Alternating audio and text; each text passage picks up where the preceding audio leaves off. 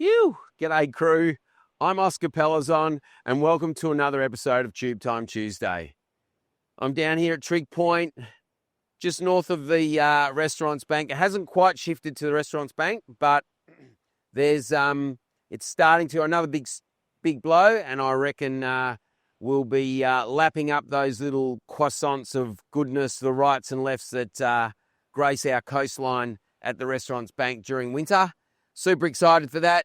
Not much going on today out there in that boardroom, so I'm going to share some wisdom with you in this boardroom.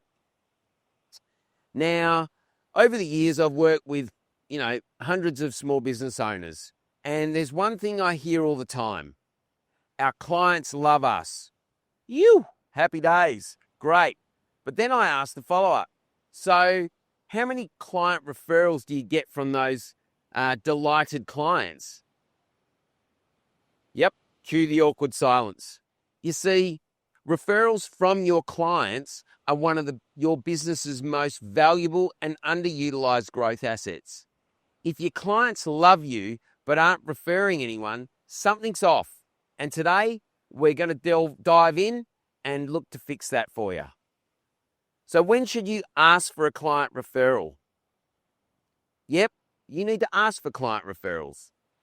Well, there's two perfect moments to ask for a client referral. The first one, when a client tells you they're delighted. This is gold. Don't just smile and nod and be embarrassed. If they're telling you how great you are, or if they offer to buy you a gift or take you to lunch, let them know that the greatest compliment they can show you is to refer you another client like them. Number two, right after a purchase. Once people have purchased, they're at their emotional peak. They're excited. They've committed. That energy is contagious. And it's an ideal time to ask them, who else do you know that might need want this experience that you're about to embark on, right? And this ties in beautifully to episode 85, where we talked about the power of after sales. And if you're going to put effort into delighting your clients through thoughtful follow-up, delivering extra value, or just exceeding their expectations, then why wouldn't you capitalize on that delight? Delighted clients are sticky. And more importantly, they talk. People are proud of the great experiences. They're excited to talk about the great experiences they have. Or at least they will if you give them a little nudge. So how do you ask for a client referral? Let's make it simple. Here are 3 ways to do it naturally and effectively. First, the direct ask. Hey, I'm glad you're happy with the result. Do you know 1 or 2 other people who might benefit from the same support or service? 2, the excitement tap in. Stoked that you're pumped about the project. That's awesome. I'd love to work with more clients just like you. Is there someone you think I should speak to? And the third one, and this is a little bit softer, and I'm not a big fan of email, but you can always follow up with email, is thanks again for working with us.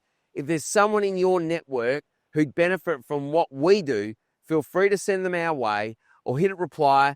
Let me know who they are and I'll reach out directly. Referrals aren't awkward if you're delivering great value. And as I said, most clients and most small businesses do that. They're a natural byproduct of doing great work. But you must ask. People are busy. They won't always think to recommend you unless you plant the seed. So let's wrap it up. Here's your key takeaway today. Firstly, referrals are sitting right under your nose.